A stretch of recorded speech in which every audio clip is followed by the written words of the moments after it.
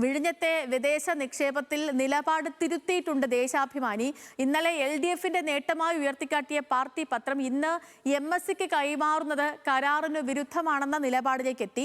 25% ഓഹരി കൈമാറിയാൽ ഉടമസ്ഥതയിൽ മാറ്റം വരുമെന്ന ആശങ്ക കൂടി രേഖപ്പെടുത്തിയിട്ടുണ്ട്. ഇന്നലെ പ്രതിപക്ഷ നേതാവ് കരാറിലെ ആശങ്ക നിയമസഭയിൽ ഉയർത്തിയപ്പോൾ ദേശാഭിമാനിയുടെ അനുകൂല നിലപാട് ചർച്ചയായിരുന്നു. ബിനിൽ ലീല സാബു വിവരങ്ങളുമായി ചേരുന്നു.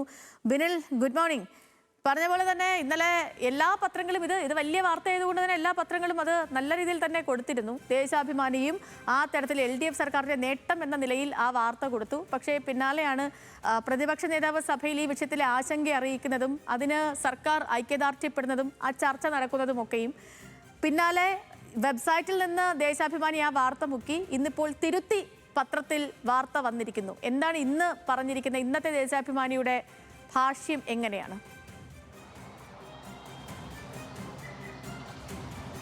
Sethu, good morning. യൂട്ടേണുകളുടെ കാലമാണ്. സർക്കാർ യൂട്ടേൺ മാറ്റിയെങ്കിലും ഇപ്പോൾ ഏറ്റവും ഒടുവിൽ യൂട്ടേൺ അടിച്ചിരിക്കുന്നത് ദേശാഭിമാനിയാണ്. ദേശാഭിമാനി ഇന്നലെയാണ് ആ വാർത്ത നൽകിയത്. കഴിഞ്ഞ ദിവസമാണ് MSC മെഡിറ്ററേനിയൻ ഷിപ്പിംഗ് കമ്പനി വിഴിഞ്ഞം തുറമുഖത്തേക്ക് ഏകദേശം 13,000 കോടി ആദ്യഘട്ടത്തിലും, അതായത് അവരുടെ ടെർമിനൽ വിഭാഗം 13,000 കോടിയും ആകെ മൊത്തത്തിൽ 23,000 കോടിയുടെ വലിയ നിക്ഷേപം കേരളത്തിലേക്ക് കൊണ്ടുവരാൻ 49% ഷെയർ വാങ്ങാൻ തീരുമാനിച്ചത്. അത് അദാനി പോർട്ടുമായി ധാരണയുണ്ടാക്കുകയും ചെയ്തതാണ്. അത് വലിയ നേട്ടമായിട്ടാണ് കഴിഞ്ഞ ദിവസം ദേശാഭിമാനി ഉയർത്തിക്കാട്ടിയത്. ഇടത് സർക്കാരിന്റെ ദീർഘവീക്ഷണത്തിന്റെ നേട്ടം എന്ന രീതിയിലാണ് അതിനെ ഉയർത്തിക്കാട്ടി. നേരത്തെ അവർ പറഞ്ഞ ഒരു കാര്യം, UDF സർക്കാരിന്റെ കാലത്ത് 2045 പൂർത്തിയാക്കാനാണ് ധാരണയിട്ടിരുന്നത്. അതായത് കരാർ അങ്ങനെയായിരുന്നു, ആ പദ്ധതി പൂർത്തിയാക്കാൻ. പക്ഷേ ഇടത് സർക്കാർ വന്നതിന് ശേഷം 2028 ഡിസംബറിൽ പൂർത്തിയാക്കാൻ തീരുമാനിച്ചു. അതിൻ്റെയൊക്കെ നേട്ടമാണ് MSCയുടെ ഈ വിദേശ നിക്ഷേപം എന്നായിരുന്നു നേട്ടമായി ഈ ദേശാഭിമാനി ഉയർത്തിക്കാട്ടിയത്. പക്ഷെ പിന്നീട് ഇന്നലെ സഭയിൽ വലിയ എതിർപ്പ് ഉയരുകയും ചെയ്തു. തോമസ് ഐസക്, മുൻ ധനമന്ത്രി, പറഞ്ഞത് ദേശാഭിമാനി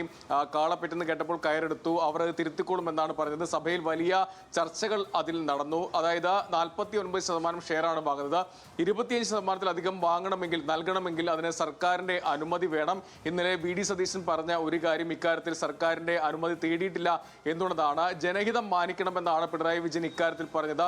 ഉടമസ്ഥതയിൽ മാറ്റം വന്നാൽ വലിയ പ്രത്യാഘാതം, ഒരു കുത്തക ആ തുറമുഖം ഏറ്റെടുക്കുന്ന സ്ഥിതിയിലേക്ക് കാര്യങ്ങൾ മുന്നോട്ട് പോകും. മാത്രമല്ല, ഇടത് സർക്കാരിന്റെ കാഴ്ചപ്പാട് ഒരു മത്സരാധിഷ്ഠിത രീതിയിലേക്ക് കാര്യങ്ങൾ മുന്നോട്ട് പോകണം. ഒരു കമ്പനി മാത്രമല്ല, പലവിധ കമ്പനികൾ അവിടെ വരണം. അങ്ങനെ ഒരു വലിയ സാമ്പത്തിക ഇടനാഴിയായി അത് മാറണം എന്ന ഒരു കാഴ്ചപ്പാടാണ് ഇടത് സർക്കാരിന് ഉള്ളത്. അതുകൊണ്ട് ജനഹിതം മാനിക്കണമെന്ന അഭിപ്രായമാണ് ഇന്നലെ പ്രതിപക്ഷ നേതാവ് നിയമസഭയിൽ പറഞ്ഞത്. ചില കാര്യങ്ങൾ മുഖ്യമന്ത്രി സമ്മതിക്കുകയും ചെയ്തു. അതിന്റെ അടിസ്ഥാനത്തിലാണ് ഇന്നിപ്പോൾ തിരുത്തി വാർത്ത നൽകിയത്. അതിന് ഉടമസ്ഥാവകാശം സംബന്ധിച്ചുൾപ്പെടെ വലിയ ആശങ്ക ഇക്കാര്യത്തിൽ ഉണ്ട് എന്നാണ് ദേശാഭിമാനി ഇന്ന് തിരുത്തിയിരിക്കുന്നത്. ഇന്നലെ നേട്ടമാണെങ്കിൽ ഇന്നത് തിരുത്തി ആശങ്കയാക്കിയിട്ടുണ്ട്.